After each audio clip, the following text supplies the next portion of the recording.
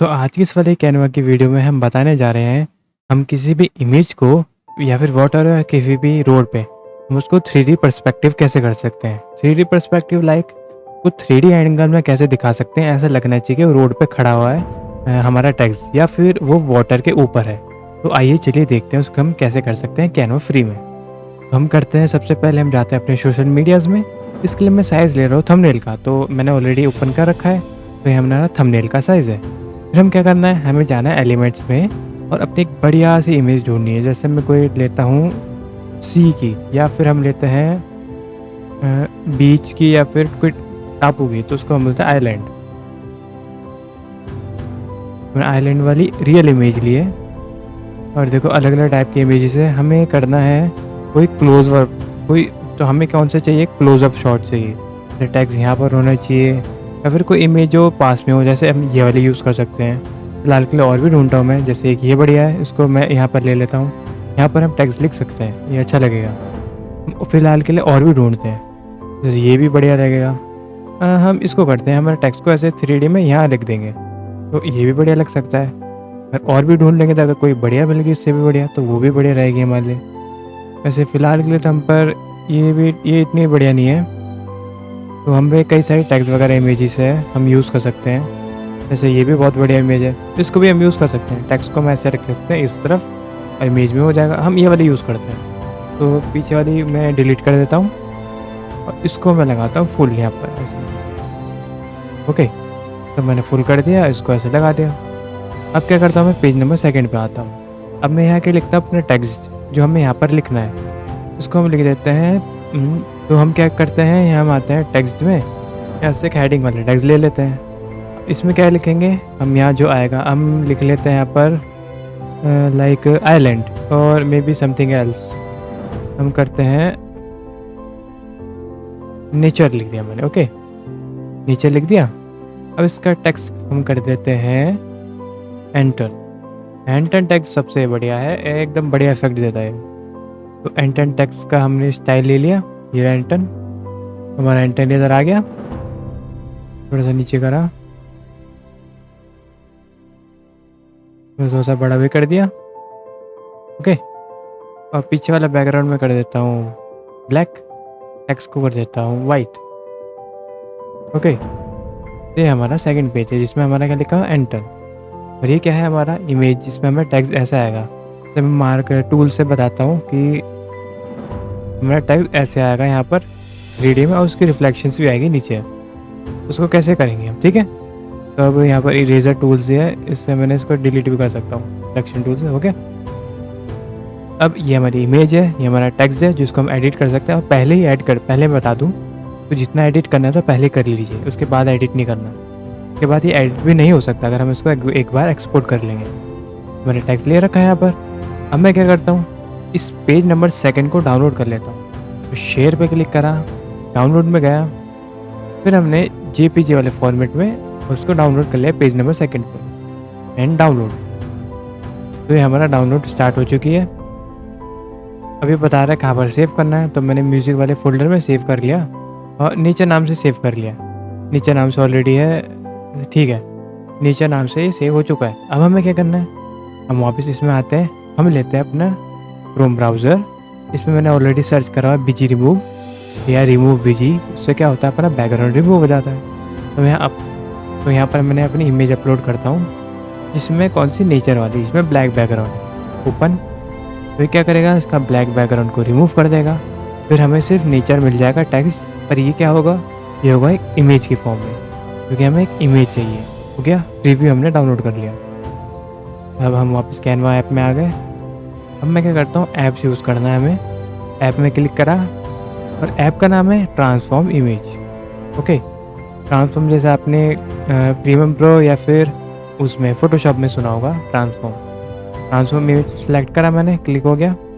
अब थोड़ा लोड होगा और ये रही ट्रांसफॉर्म इमेज, ये रहा, इसमें मैंने क्लिक कर दिया। अब क्या करते हैं, हम यहाँ पर ओपन करते हैं और अपनी इमेज अपलोड कर देते हैं यहाँ पर, कौन सी, जो हमने अभी BG रिमूव करी है। तो चूज़ फाइल, हमारी फाइल कहाँ पर है, डाउनलोड्स में, ये रही नेचर नाम से, एंड ओपन। ओके, अब हमें क्या करना है, इसको 3D में करना है। तो देखो, ये ऐसे हम 3D में कर सकते हैं। मुझे थोड़ा जूम कम करता हूँ। ऐसे 3D में ला सकते हैं इसको, ऐसे कर सकते थोड़ा बहुत, और जूम कम। इससे इतना ठीक रहेगा या फिर ऐसा ठीक रहेगा, हम देखना चाहेंगे कैसा लगेगा। अच्छा, अगर ये ठीक लगेगा ये भी बढ़िया है पर्सपेक्टिव वाला। थोड़ा हमें ऐसे में लगाना नहीं, यहाँ इस साइड में ऐसे देखना पड़ेगा। ये थोड़ा सा ऐसे टेढ़ा हो रहेगा, जूम कम, तो एन नहीं दिख रहा तो ऐसे करना पड़ेगा हमें।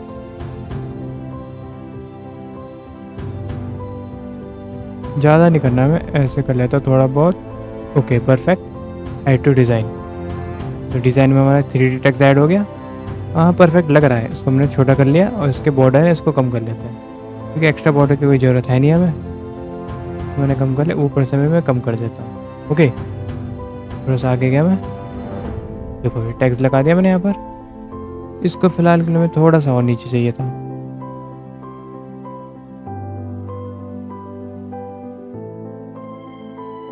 कुछ ये वाला बढ़िया रहेगा, तो इसको ऐड कर देता हूँ मैं डिज़ाइन में। ये भी ठीक ठाक लग रहा है। चलो ये बड़ा बढ़िया है, इसको हम यूज़ करेंगे। कि मैंने बॉर्डर कम कर दिए तो चारों साइड से, तो उसका मैंने चारों बॉर्डर कम कर दिए चारों साइड से। ओके, क्या करना है हमें, ये थोड़ा बहुत 3D लग ही रहा है, मतलब अच्छे से नहीं है पर ठीक ठाक लग ही रहा है।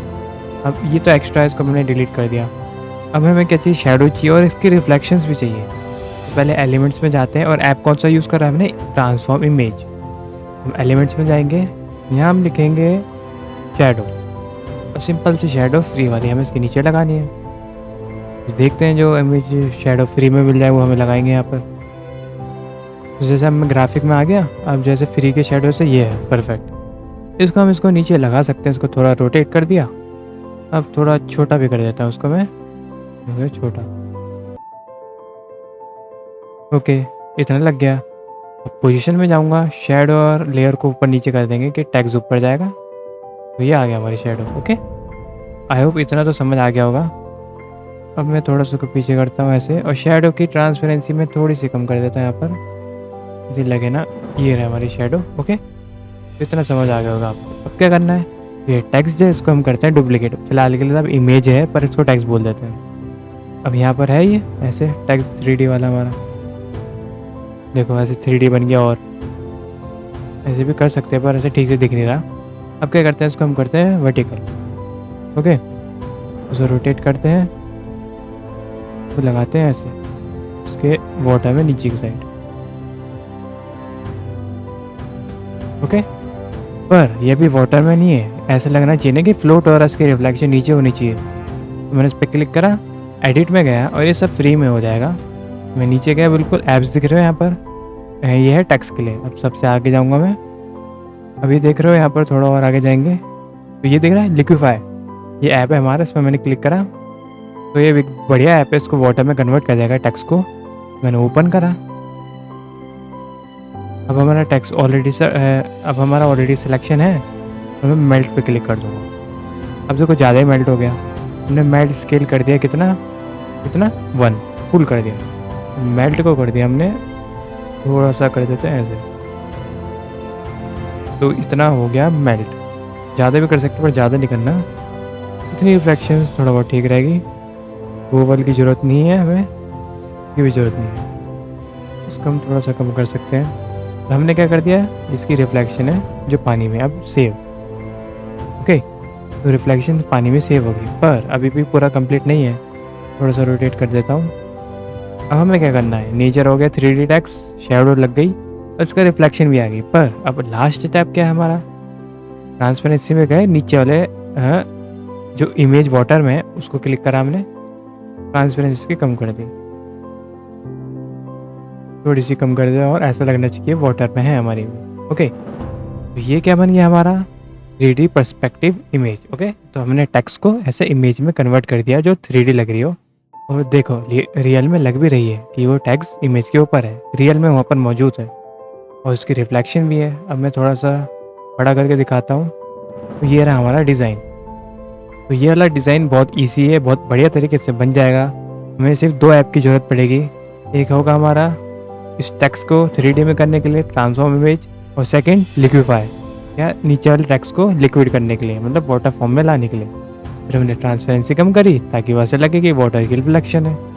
थोड़ी सी और कम करके देखते तो दिख ही नहीं रहा, ज़्यादा भी नहीं करनी इतनी परफेक्ट है। ओके, तो ये हमारी इमेज बन के तैयार हो गई।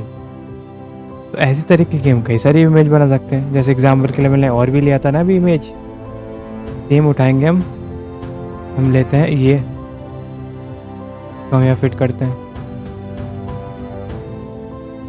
ये तीनों चीज़ें मैं उठा के ले आता हूँ। यहाँ पर पोजीशन में जाऊँगा, शिफ्ट के साथ मैंने तीनों सेलेक्ट कर दिया, कंट्रोल से कॉपी, तो सिलेक्शन करा एंड पेस्ट।